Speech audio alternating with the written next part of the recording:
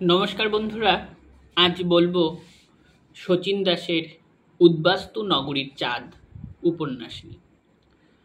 দেশভাগে বলি হওয়া পূর্ববঙ্গের বিশেষ করে হিন্দু জনজাতি, যারা পূর্ববঙ্গকে আর নিজের বাসভূমি ভাবতে পারল না, দেশভাগের সঙ্গে সঙ্গেই উৎখাত হলো এবং এপারে এসে তাদের যে জীর্ণ জীবনযাত্রা, অবহেলিত জীবনযাত্রা, তার একটা মূল্যবান ডকুমেন্ট গড়ে তুলেছেন শচীন দাস।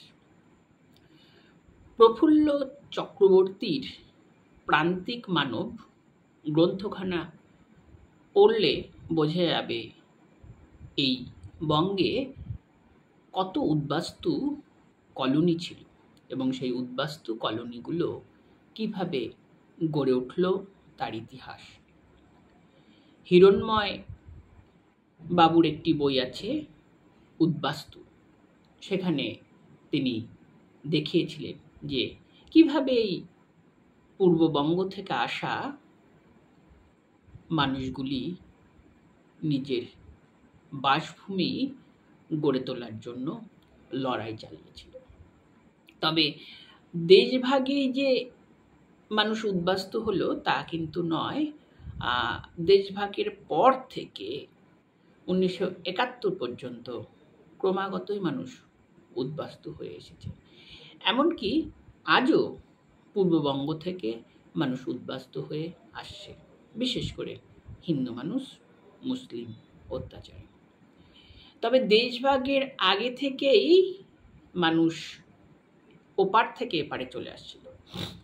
রাজা সরকারের আতুর ঘর গ্রন্থখানা পড়লে দেখা যাবে তিনি দেখাচ্ছেন যে বিভিন্ন সময়ে মানুষ উদ্বাস্তু হয়েছে এবং বিশেষ করে বিত্তশীল মানুষরা, বিশেষ করে জমিদার শ্রেণীর মানুষরা 1940-এর একেবারে কাছাকাছি সময় থেকে 1938-এর পর থেকেই এপারে পা বাড়িয়ে রেখেছিল যে ওই দেশে, অর্থাৎ পূর্ব পাকিস্তান হওয়ার আগেই সেখানে আর বসবাস করা যাবে না, সেটা তারা বুঝে গিয়েছিল এবং সেটা ত্বরান্বিত হয়েছিল আলী জিন্নাহর মুসলিম লীগ প্রস্তাবের পর।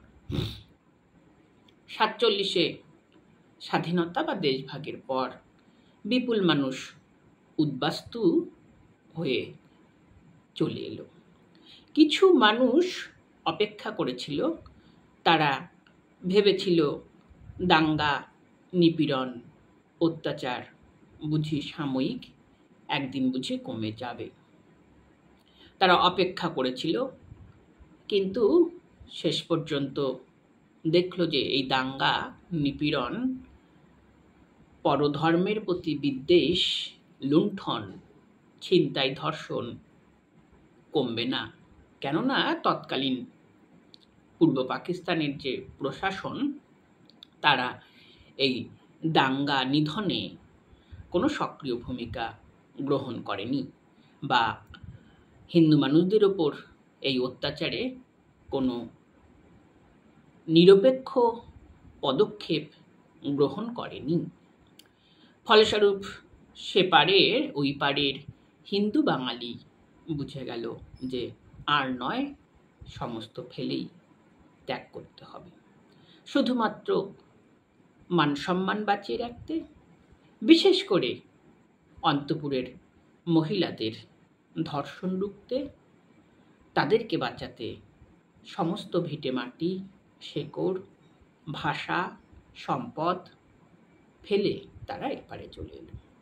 এবং ওই পাড়ের হিন্দু বাঙালির মনে একটি আশা ছিল যে সীমান্ত অতিক্রম করলেই বুঝি সোনার ভারত অপেক্ষা করছে।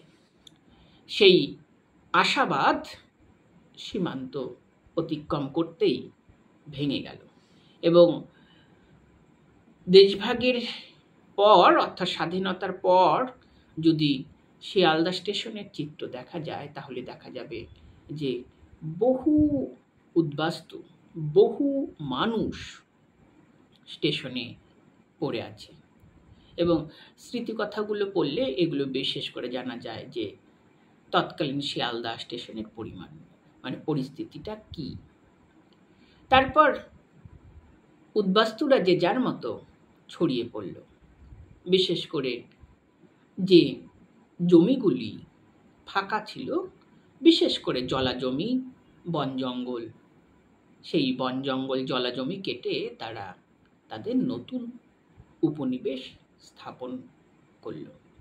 এই যে উদ্বাস্তু মানুষ এপারে এসে আবার ভিটেমাটি দখলের জন্য, ভিটেমাটি ঠিক নয়, মাথা গোজার সামান্য বাসভূমি দখলের জন্য জীবন সংগ্রাম শুরু করলো, সেই জীবন সংগ্রামের খতিয়ান এই উদ্বাস্তু নগরীর চাঁদ উপন্যাসটি।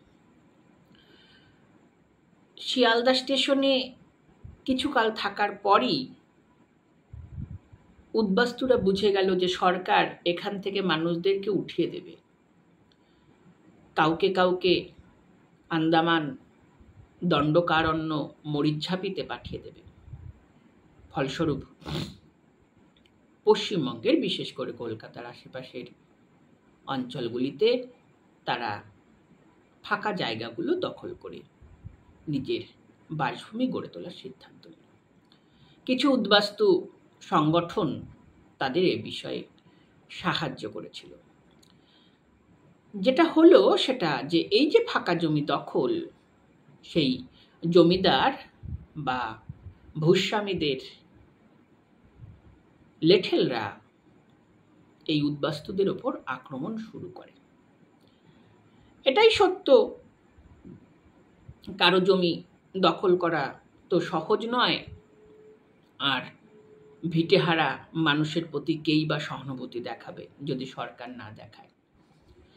দিনের বেলায় তারা বস্তি গড়ে তুলছে, কুটির ঘর গড়ে তুলছে, রাতের বেলায় জমিদারের লেঠেলরা ভেঙে দিচ্ছে। এই করতে করতে তাদের দিন অতিক্রান্ত হচ্ছে। সরকার পুনর্বাসনের কথা বলেছিল মুখে, কিন্তু বাস্তবে তা কার্যকরী হয়নি। বরং আইন আনা হচ্ছে যে উদ্বাস্তুদের এখান থেকে উচ্ছেদ করে দেওয়া হবে। মেঘনাদ সাহা আরও কিছু মানুষ এর বিপক্ষে দাঁড়াচ্ছেন। উদ্বাস্তু সংগঠন গড়ে উঠছে, সেই সংগঠনের মানুষদের একত্রিত বক্তব্য, দাবি, মিছিলে সেই আইন প্রত্যাহার করা হচ্ছে। উদ্বাস্তুরা কোনো রকমে মাথা গোজার স্থান পাচ্ছে। আখ্যানে রয়েছে একটি পরিবারের কথা, 4 ভাই, মহিকান্ত, নিশিকান্ত, সুধাকান্ত, শশীকান্ত। তারা দেশভাগে ছিন্ন বিচ্ছিন্ন হয়ে গেছে।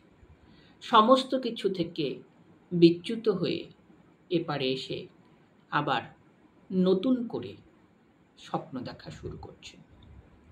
কর্মের রূপান্তর ঘটে যাচ্ছে। মানুষ অন্নহীন, বস্ত্রহীন হয়ে মনুষ্যতর প্রাণীর মতো পড়ে রয়েছেন। বেকারত্বের সংখ্যা বৃদ্ধি পাচ্ছে এবং সম্পূর্ণ অবস্থাটা একেবারে মর্মান্তিক। সেই মর্মান্তিক দুর্দশার চিত্র লেখক এঁকেছেন।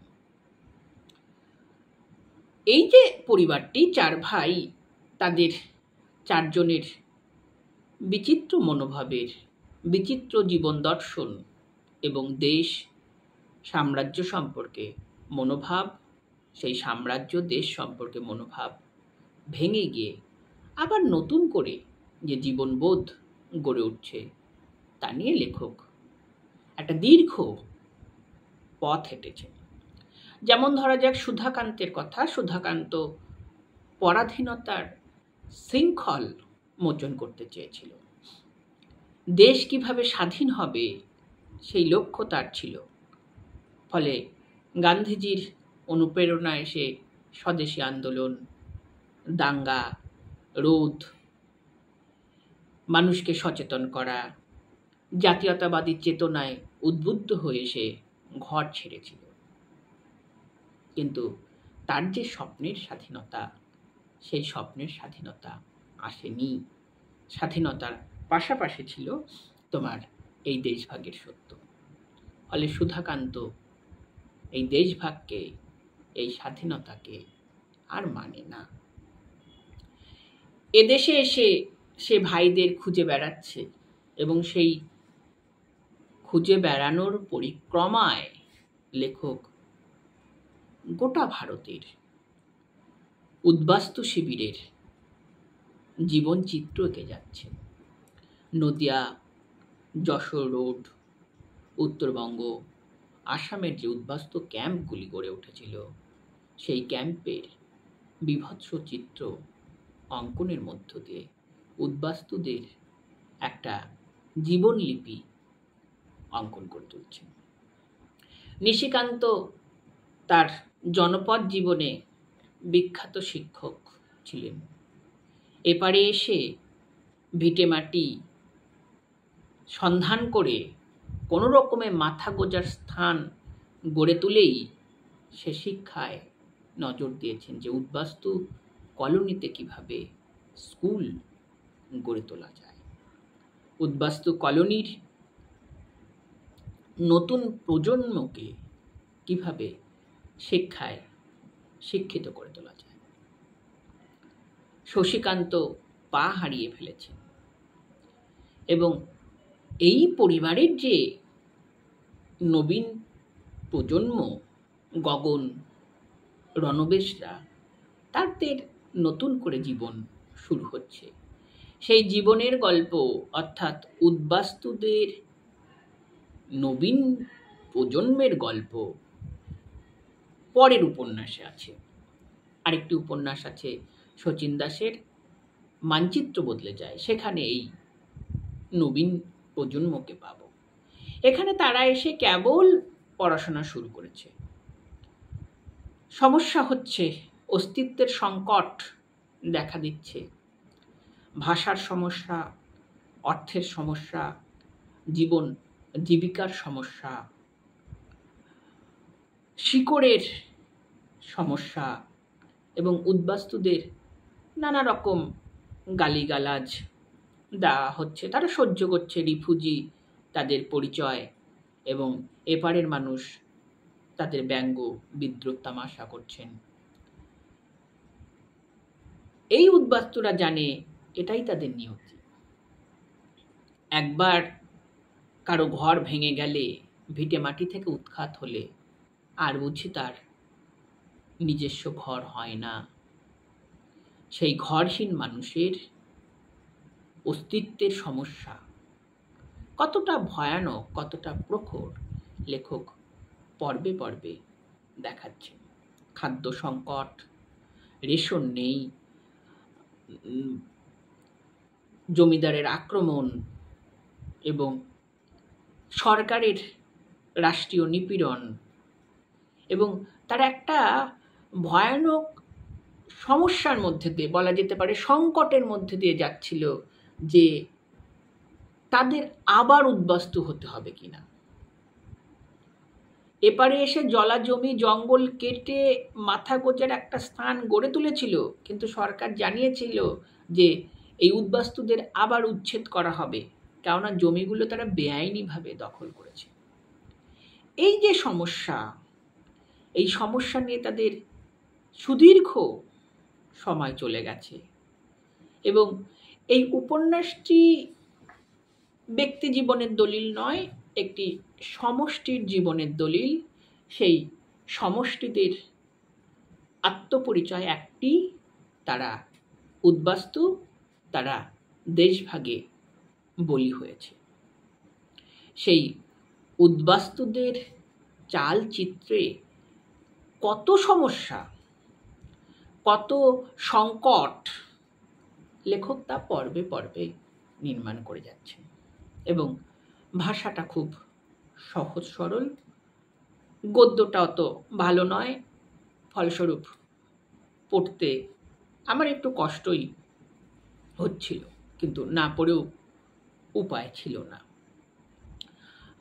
কাহিনীর মধ্যে একটা জীবন্ত চিত্র নেই, খাপছাড়া বিচ্ছিন্ন। খাপছাড়া বিচ্ছিন্ন মানে উত্তরাধুনিক প্লটের যে খাপছাড়া বিচ্ছিন্ন সেটা নয়। অনেকটাই মনে হচ্ছে যে যান্ত্রিক লেখকের দক্ষতার অভাব। আসলে এ তো এক মর্মান্তিক জীবনের চিত্র, সেই জীবনের বোধহয় সুন্দর বর্ণনা হয় না, তবে ভাষাটা, গদ্যটা যদি সঠিক হয় তাহলে পড়তে হয়তো ভালো লাগে। তবুও সেই ত্রুটি বিচ্যুতিগুলো দূর করে যেটা বলতে চাই তা হলো, উপন্যাসটি কিন্তু একটি সময়ের দলিল। সময়টা বিশেষ করে 1947 থেকে প্রথম নির্বাচন পর্যন্ত এই সময়ের, এবং সরকার ঘোষণা করেছে যে 47-এ যারা এসেছিল তাদের কেবলমাত্র বাসভূমি দান করা হবে, কিন্তু 1950-এর পর যারা এসেছিল তাদের, সেই সব উদ্বাস্তুদের এদেশের সরকার আর কোনো দায়িত্ব নেবে না।